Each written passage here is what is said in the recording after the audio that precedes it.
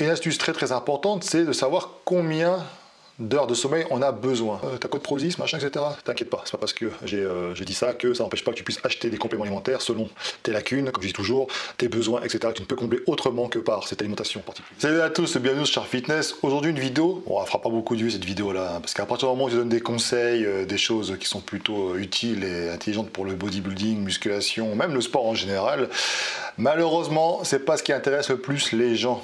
C'est comme ça, il faut s'y faire. Mais bon, si tu es là, si tu regardes cette vidéo-là, c'est que le sujet t'intéresse et donc c'est pour toi. Je vais te parler d'une chose que j'ai pu tester, donc c'est de l'expérience en fait personnelle. Et je te garantis que c'est encore plus efficace que n'importe quel complément alimentaire que tu pourras trouver sur le marché. Et en plus, c'est gratuit.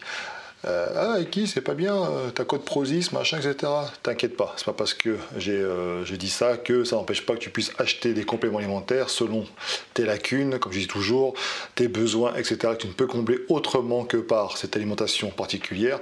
Et dans ce cas-là, je t'invite évidemment à utiliser le code AIKI sur Prozis si tu vas commander sur Prozis. Tu as pas mal de vidéos qui existent par rapport au sommeil, parce que c'est bien de ça qu'on va parler, le sommeil. Tu as eu des vidéos qui sont sorties, on te donnait des conseils, etc. que je rappellerai évidemment, succinctement. Par rapport au sommeil, et tu as beaucoup de recommandations aussi par rapport à l'utilisation de compléments alimentaires pour pouvoir mieux dormir. Alors évidemment, les gens qui viennent qui disent ouais, tu m'apprends rien, etc. Ça sert à rien de mettre des commentaires, tu peux mettre vidéo suivante et puis partir d'ici, voilà, on s'en fout de ton avis finalement. À chaque fois, les gens sont obligés de donner leur avis. C'est dingue ça. Qu'est-ce que c'est que le sommeil déjà? Le sommeil, c'est une phase active. Ça veut dire que ceux qui pensent qu'ils n'utilisent pas d'énergie, etc. pendant qu'ils dorment, vous avez tout faux déjà. Et tu as plusieurs cycles qui s'enchaînent comme ça, tu en as plusieurs, alors, je sais plus, j'ai pris des notes, ouais, 3 à 5 cycles de 90 minutes en moyenne. Pour une durée totale, ils disent à peu près d'environ 8 heures. C'est en tout cas c'est la moyenne d'heures que dorment les gens. Tu as 3 phases de sommeil. Tu as le sommeil, la partie sommeil léger, c'est la transition entre ta phase d'éveil et l'endormissement. Donc là, ton rythme cardiaque va commencer à ralentir, tes muscles vont commencer à se relâcher, etc. Mais tu es encore attentif, hein, c'est un petit bruit, etc. Tu vas pouvoir l'entendre. Donc voilà, ça c'est vraiment le début. La phase ensuite qui est la plus intéressante pour nous, c'est la phase du sommeil profond. Alors là, cette phase-là, c'est intéressant parce que c'est là que ton corps va récupérer. Là, c'est la phase où tu as du mal à te réveiller. Il pourrait y avoir une bombe à côté de toi que tu n'entendrais pas. Enfin, c'est une façon de parler. Donc du coup, c'est l'activité cérébrale qui est une activité vraiment minimale. Enfin, la troisième phase, c'est la phase du sommeil paradoxal. Tu es endormi, mais tu présentes des signes d'éveil. Donc c'est à ce moment-là que tu fais des rêves, etc. Donc des fois, tu peux voir des vidéos drôles sur Internet où tu as des mecs qui dorment et puis qui bougent comme s'ils se battaient, ou ton chien, des fois, tu peux voir ton chien qui court. Bah voilà, c'est cette phase-là. Je vais t'expliquer un petit peu ce que tu peux risquer si tu dors pas beaucoup. C'est un petit rappel. Et ensuite, je t'expliquerai mon expérience personnelle par rapport à ça. En gros, pourquoi tu peux avoir des troubles? C'est très simple. Si ton corps ne veut pas récupérer, tu as au niveau hormonal notamment, tu as des troubles qui peuvent apparaître parce que ton corps n'a pas pu récupérer, libérer correctement des toxines. L'hormone de croissance, ce qui est intéressant pour nous, c'est durant cette période de sommeil que justement ça va être libéré. Tu as aussi la testostérone, ça joue aussi un rôle dessus. Le cortisol, l'hormone du stress, pas très bon ça. Tu dois veiller à ce que la cortisol soit vraiment le plus bas possible. Et dans ce cas-là, quand tu manques de sommeil, ça a tendance à monter. Conséquence, tu as des troubles de l'humeur qui peuvent apparaître, ça c'est classique. Hein. Tu peux aussi avoir des troubles de la mémoire. Donc ça c'est un peu plus embêtant pour la vie de tous les jours. Après tu peux avoir différents facteurs, je ne vais pas tous les énumérer, mais bon, tu as potentiellement la perte de masse musculaire, tu prends du gras, tu as la pression artérielle qui va augmenter, ta libido qui va chuter. T'as plein de facteurs comme ça, donc c'est pas top. Donc le rôle du sommeil est très important. Le sommeil, t'as compris, hein, ça agit sur le cerveau, les muscles, la peau, les os, enfin bref, tout ton corps. On va se concentrer sur les muscles, puisque on est sur une chaîne de musculation. Ce n'est pas à la salle que tu fais grossir les muscles, à la salle, tu vas plutôt les détruire. C'est durant cette phase de récupération de sommeil que ça va grossir, se réparer. Donc c'est grâce à l'ensemble des acides aminés, si tu veux, que le corps va pouvoir récupérer ici et là, surtout si tu as une bonne alimentation, et puis qu'il va pouvoir réparer les lésions. Donc il ne faut pas négliger cette phase-là. Alors, pour ma part, je suis quelqu'un qui est plutôt noctambule, comme on dit. Je me couche tard, je suis plutôt actif la nuit, etc. Mais je me suis rendu compte, pas forcément de manière directe, c'est plutôt mes proches qui m'ont fait remarquer, des troubles de l'humeur. J'avais aussi tendance au niveau physiquement, une densité moins importante, moins de résultats justement sur l'évolution physique. J'avais plus de mal à perdre du gras, plus du mal à tenir la diète. Entraînement, alors en entraînement, j'étais au niveau performance, etc. Pour ma part, je n'ai pas constaté de différence.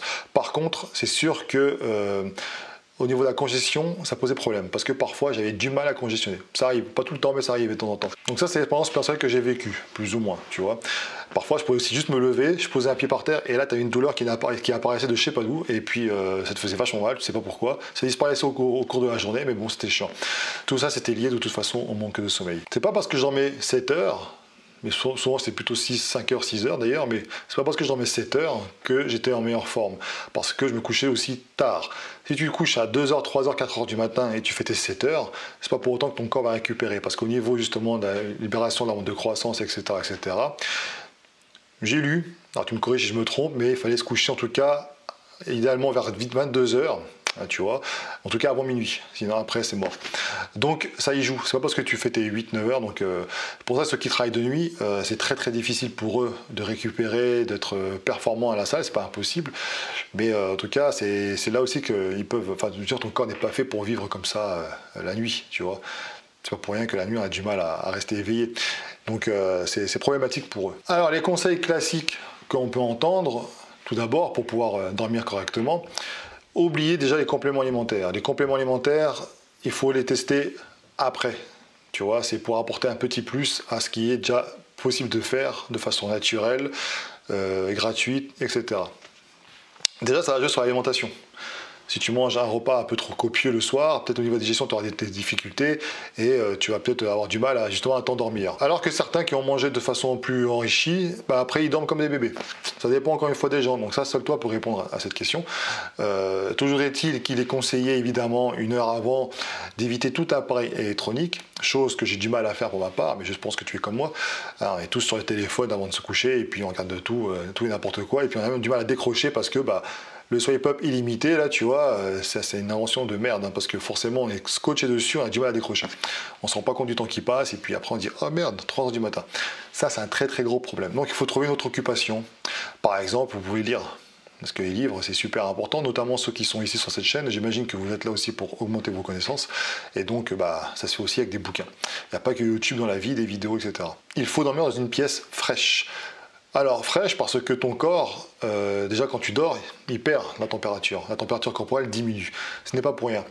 Donc si tu es dans une pièce vachement chaude, forcément que ton corps va avoir du mal à diminuer la température. Donc c'est pour ça que même l'hiver, quand vous mettez chauffage partout, évitez de mettre la température dans une chambre similaire au salon par exemple. Si tu mets, je sais pas, à 19-20 degrés dans le salon, dans ta chambre, 16 degrés ça suffit. Parce que tu te mets dans tes couvertures et puis de toute façon après ça va aller. C'est pour cela qu'il est déconseillé de mettre une température excessive dans une chambre pour le sommeil. Il faut éviter évidemment d'être éveillé, donc il faut éviter de se lever la nuit, ça c'est sûr et certain. Maintenant je sais que si tu bois beaucoup d'eau par exemple, comme c'est mon cas, tu peux avoir envie de faire un petit pipi, fais en speed, va pas éviter d'allumer les lumières, tu fais ton truc et puis tu reviens, en moins de 5 minutes c'est plié et voilà, ça gênera pas. Chose importante également, dormez dans une pièce sombre, mais vraiment sombre. Mettez des rideaux si vous n'en avez pas, pour pouvoir justement vous couper du monde totalement, parce que la lumière, ça pose problème. Ton corps est encore en phase d'éveil du coup à cause de ça. Donc ça c'est important. C'est des petites astuces comme ça qui peuvent être utiles. Mais une astuce très très importante, c'est de savoir combien d'heures de sommeil on a besoin. Souvent les mecs sur les forums ou alors en dessous les vidéos YouTube, etc., ils posent la question, mais je ne sais pas combien d'heures je dois dormir. Ça varie, hein. Certains avec 5 heures de sommeil, ils y arrivent très très bien. D'autres, il leur faut 8 heures, d'autres 10 heures, ça dépend. Donc la chose qu'il faut te dire, c'est qu'il faut le tester. Alors, j'ai eu un protocole, là, ça vaut ce que ça vaut, mais tu peux le tester. Quand tu es en vacances, par exemple, ce que tu vas faire, c'est que tu vas te coucher dès que tu es fatigué. Dès que tu bailles, machin, tu es crevé, va te coucher. Tu mets pas de réveil et tu notes l'heure à laquelle tu travailles le lendemain. Tu fais ça sur 3 jours, parce que c'est pour faire une petite moyenne. Et en fonction de ça, tu vas voir un petit peu combien d'heures tu as besoin réellement. Idéalement, il faudrait le faire quand tu n'as pas beaucoup de sommeil à rattraper, parce que forcément, tes données vont être vont varier. Donc tu peux recommencer ça peut-être plusieurs fois pour tester, voir un petit peu si ça varie ou pas beaucoup. Parce que c'est sûr, si tu as X heures de sommeil à rattraper, peut-être que la première nuit, tu vas dormir 12 heures d'affilée, tu vas te dire putain merde, j'ai besoin de 12 heures. Et puis après, tu vas faire 11 heures, 10 heures, enfin tu vois, et ça ne représentera pas réellement ce besoin que tu as. Parce qu'évidemment, il faut éviter aussi de trop dormir. Hein, parce que ça, je sais pas, tu as déjà vécu ça, hein, des fois tu dors, tu es là, tu es crevé, tu veux dormir encore, tu te dis putain j'ai dormi 15 heures et tu es encore plus crevé que d'habitude. Donc il faut faire attention à ça. Un autre conseil également, il faut veiller à dormir à des heures régulières, même le week-end. Ton horloge biologique interne, ça va être le bordel. Voilà, ton corps est réglé, il se règle, et si jamais tu changes tes habitudes, bah après ça fout le bordel là-dedans. Il y avait une expérience qui avait été effectuée dans une grotte. Ils se rendaient compte que les mecs, en fait, ils avaient leur propre cycle, parce qu'ils n'avaient pas de montre, ils ne voyaient pas le soleil, rien du tout, ils étaient vraiment enfermés. Et au niveau d'heures de sommeil, ils n'en avaient pas beaucoup, par contre, c'était des heures régulières. Donc, c'est pas pour rien, le corps se régule. Nous, après, avec nos contraintes, le travail, etc., on doit mettre des réveils, se lever, machin, etc., et bien, il faut que tu fasses en fonction d'eux. Il faut s'adapter. Il faut faire au mieux. Après, la phase de réveil est également importante. Ça détermine des fois si on se dit, je me suis levé du mauvais pied. Si tu mets un réveil brusque comme ça, bam, bam, alors tu es en pleine phase de sommeil, je sais pas, profond, forcément que tu n'es pas bien. Donc il existe des choses, des petits outils pour ça, hein, des montres connectées, des capteurs sur les coussins, sur les oreillers, enfin voilà, tu as plein de choses. Tu as aussi les systèmes de réveil avec des lumières, tu vois, qui au fil du temps, sa intensité augmente, ça travaille en douceur. C'est des choses à tester, tu vois. Pour ma part, comment j'ai procédé? De toute façon, hein, c'est simple, hein, quand tu es à deux, tu dois t'adapter parce que la personne qui est à côté de toi n'a pas envie de voir la lumière du téléphone tout le temps, que tu te couches à je sais pas quelle heure et puis du coup tu la réveilles, ce genre de choses, donc tu dois t'adapter.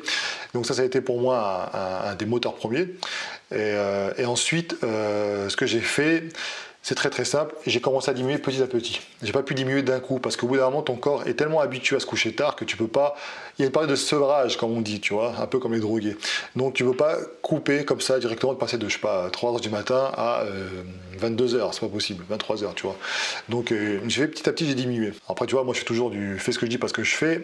Le téléphone, j'ai du mal à m'en passer parce que c'est un petit plaisir le soir après le travail, quoi. J'aime bien dire encore des actualités, des nouvelles de certaines personnes que je suis, etc. Donc ce que je fais, c'est que je regarde et après j'ai une phase aussi où je vais écouter de l'audio par exemple. Ça peut être des podcasts, ça peut être des trucs vachement cool, tranquilles, où tu apprends des choses, donc c'est utile. Et en même temps, ça m'endort. Et du coup après, comme ça, une fois que je vois que je commence vraiment à somnoler, tac, j'arrête et je me couche. Alors au niveau des changements physiques, même physiologiques, c'est simple, depuis que je dors mieux, je dors à des heures régulières, je gère mieux ma diète déjà. Ça c'est un premier point, c'est super important. Je suis beaucoup plus zen. J'ai tendance à m'énerver un peu plus facilement. Donc beaucoup plus zen. À la salle, meilleur ressenti. Au niveau physique, c'est simple. Là, en fait, tu vois, je suis en train de faire une restriction calorique avec Arnaud Plaisant. Et j'ai plus de résultats qu'en une semaine, là, justement, qu'en 2-3 semaines. Donc c'est lié. Beaucoup plus zen. Au niveau des douleurs, je commence à avoir des petits peu de douleurs aussi au niveau des coudes. Ça va beaucoup mieux, ça a disparu. C'est super important, il ne faut pas négliger cette partie-là, parce qu'on a tendance à se concentrer sur ce qui peut apporter du muscle, machin, etc. Ce qui peut apporter plus d'énergie, des boosters et tout, mais tout le monde néglige le facteur numéro. Tu as la nutrition, tu as l'entraînement et tu as le sommeil. Et cette partie-là, beaucoup de personnes le négligent, à tort. Donc il faut vraiment vous concentrer aussi là-dessus. Tout dépend après de ce que vous voulez comme objectif. Si vous voulez progresser, avoir un physique, etc., il faut faire tout ce qu'il faut pour. C'est bien beau après d'acheter du ZMA, du machin et tout ce que tu veux, d'accord, mais si tu dors pas correctement, ça sert à rien. C'est pas miraculeux.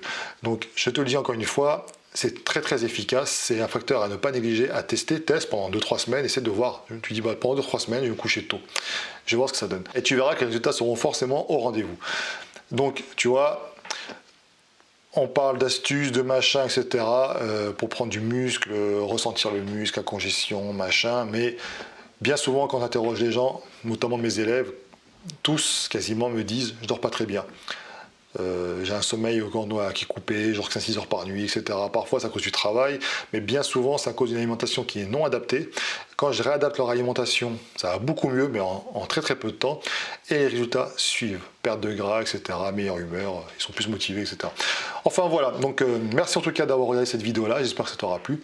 C'est une vidéo où je vais te partager ça parce que ça paraît bête, tu vois, tu dis oui, je le savais, ouais, d'accord, mais bon, si on ne te le dit pas, si on ne l'expérimente pas soi-même, eh bien, ça reste que des suppositions, des on-dit qui sont partagés ici et là. Là, j'ai testé moi-même, et comme j'ai testé, je te fais part de cette petite expérience, et je t'invite dans les commentaires aussi à me faire la même chose, hein. Si tu as des expériences, un retour d'expérience par rapport à ça, n'hésite pas aussi à nous le dire dans les commentaires. Si tu as aimé la vidéo, n'hésite pas aussi, pour soutenir la chaîne, abonne-toi, un like, un commentaire justement de soutien, et puis voilà. Tu peux souscrire à la chaîne, tu as 3 niveaux, et le 3e niveau te donne droit à des vidéos privées qui sont dédiés justement aux membres de la chaîne.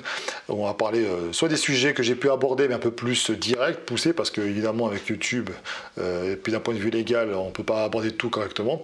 Il y a de la censure, autocensure finalement, mais on peut aborder des sujets directement comme ça. Je peux répondre à vos questions directement, je peux apporter on peut voir un petit peu les coulisses aussi de certains tournages, etc. Enfin voilà, l'idée c'est d'apporter du contenu régulièrement. Puis quand on sera assez nombreux, je vous promets des podcasts dédiés, c'est-à-dire que là quand on fait des podcasts en live, on est très très nombreux, c'est pas facile de voir les questions de tout le monde, même si j'essaie de prendre un petit peu tout le monde.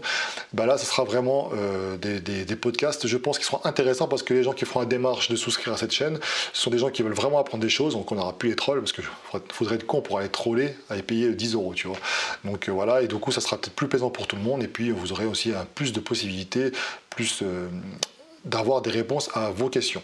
Donc pour cela, il faudra quand même qu'on soit un certain nombre, évidemment, parce que sinon, si on fait un podcast à 5-6, c'est un peu délicat. Enfin voilà, c'est une solution qu'on m'a demandé de tester, et puis je lui dis pourquoi pas. Donc bah écoutez, il n'y a plus qu'à. Allez, ciao.